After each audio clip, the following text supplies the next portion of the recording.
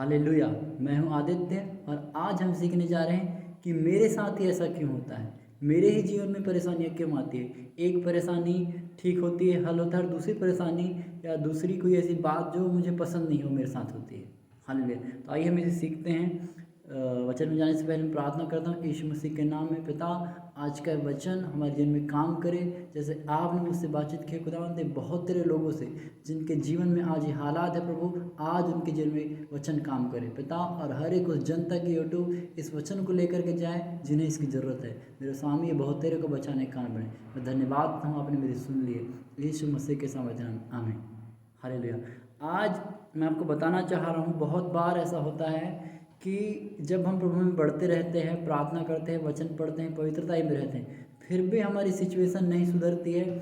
और कहीं ना कहीं किसी न किसी, चाहे परिवार हो सकता है, हमारा खुद का जीवन हो सकता है, नौकरी हो सकती है, सेवा हो सकती है, कहीं ना कहीं से निराशा हमारे हाथों में आती है। हालेलुया।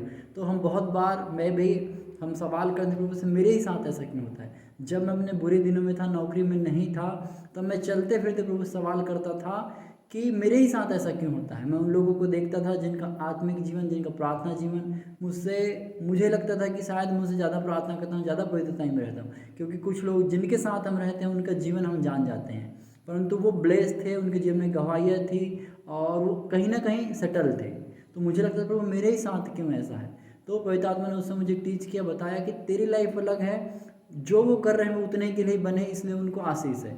और जो तू करना चाहता है, जिसके लिए तू चुना गया है, उसके लिए तुझे कहीं अधिक प्रेयर करनी पड़ेगी, कहीं अधिक पवित्रता मेंटेन करनी पड़ेगी। तो वहाँ मैंने सीखा और आगे बढ़ा। लेकिन जैसे जैसे हम प्रभु में बढ़ते हैं, अगर आपकी लाइफ में परमेश्वर के प्लान बड़े हैं तो आपकी लाइफ में तकलीफें बड़ी होगी। मूसा को परमेश्वर ने चुना, आप उसका जीवन पढ़िए कि मूसा को कैसे जंगल में सिखाया। राजा दाऊद के बारे में बाइबल बताती है कि उनको इज़राइल का राजा चुनना था। हालेलुया।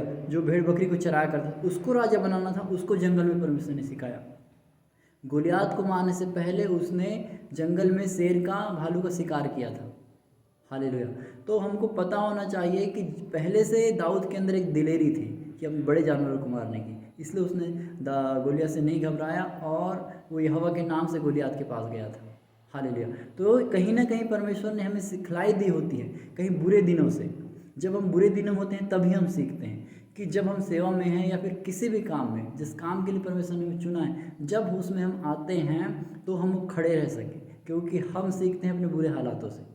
हालेलुया। जितना परमेश्वर हमको तपाता है उतने हम तपते हैं और खड़े रहते हैं, कि जब हमारे जीवन में, जब हम सेवा में आ जाते हैं या उस जगह में जहाँ परमेश्वर ने रखा है, उस जगह में जब हम आ जाते हैं तो हम डगमगाते नहीं, क्योंकि हमको पता है कि हमने बुरे दिन देख चुके हैं। तो हमको कोई हिला नहीं सकती, कोई बीमारी, कोई गरीबी, क्योंकि सारी चीज़ों से हम तप करके आए हुए हैं। इसलिए परमेश्वर हमारे जीवन में उन परेशानियों को लेकर के आता है ताकि हमको सिखा सके।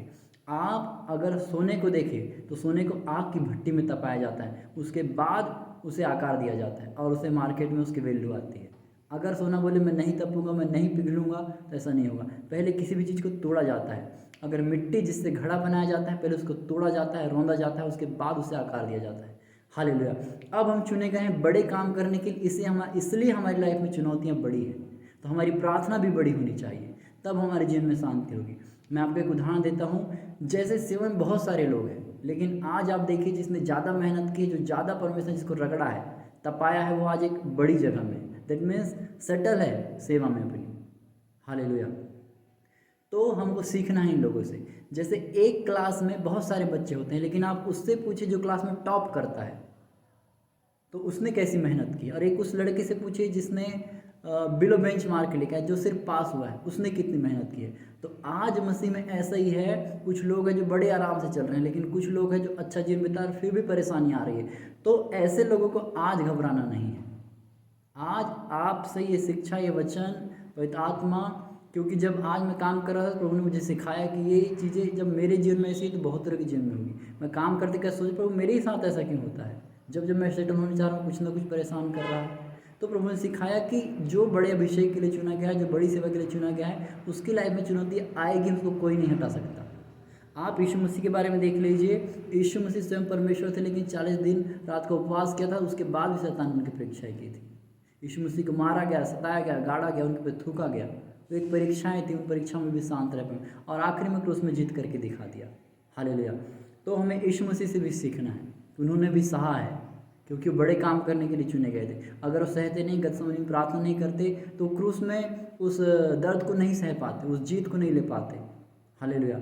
आप और एक उदाहरण देता हूँ, आप एक कलेक्टर की एग्ज़ाम देने वाले को देखिए और एक टीचर की एग्ज़ाम देने वाले को देखिए, दोनों का स्ट्रगल पूछिए कि क्या मेहनत उन्होंने की है। तो इन वचनों को, इन उदाहरणों को आपको बताने का मतलब ये है कि हमारी लाइफ में जब कुछ बड़ा होना होता है तो हमारी तैयारी भी बड़ी होनी चाहिए। हमको उतना ही परमेश्वर तपाता है। आप एक हीरे को देखिए, हीरा करोड़ों सालों, लाखों सालों में बनता है, रिस रिस के जो कोयले की खदान होती है वहाँ से। तो आप और मैं एक डायमंड की तरह चमकने के लिए बनाए गए हैं। हालेलुया। वचन में लिखा, हम वो नगर हैं, वो पहाड़, हम वो चीज़ है जो ऊपर रहेंगे, पहाड़ में रहेंगे और जो छिप नहीं सकते। तो हम जब छिपेंगे नहीं, हम कब नहीं छिपेंगे? जब हमारे अंदर वो अभिषेक आ जाए, हमारा अभिषेक बहेगा।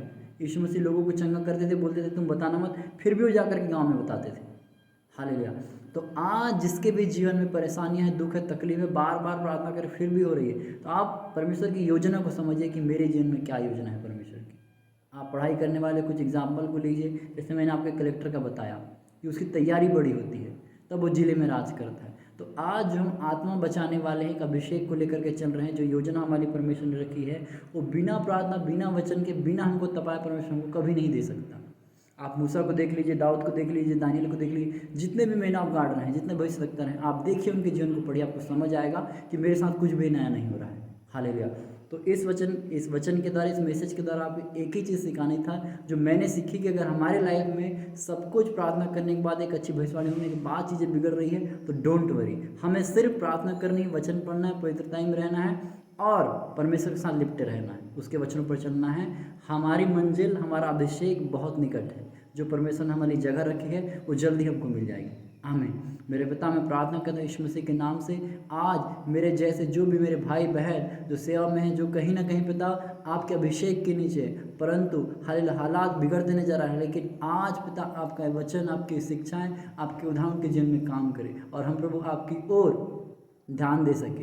Hallelujah, hallelujah, hallelujah. क्योंकि वचन बताता है हमारी बीमारी, परेशानी नहीं, परंतु हमारा परमेश्वर बड़ा है, जो छुड़ाने वाला है, जो सारी पृथ्वी का, स्वर्ग का मालिक है। पिता, तू हमारे साथ है, मैं धन्यवाद देता हूँ। पिता, तूने इस वचन के द्वारा लोगों को छुड़ाया, तूने मुझे आशीष दिया है, तू औरों को आशीष देने जा रहा है, मैं धन्यवाद। ये लोगों तक के जाए और उनके छुटकारे का कारण बने, मैं धन्यवाद देता हूँ, तूने ऐसा कर दिया। मेरी विनती सुना, धन्यवाद। दुआ यीशु मसीह के नाम मांगता हूँ, आमीन। God bless you. सभी को जय मसीह की।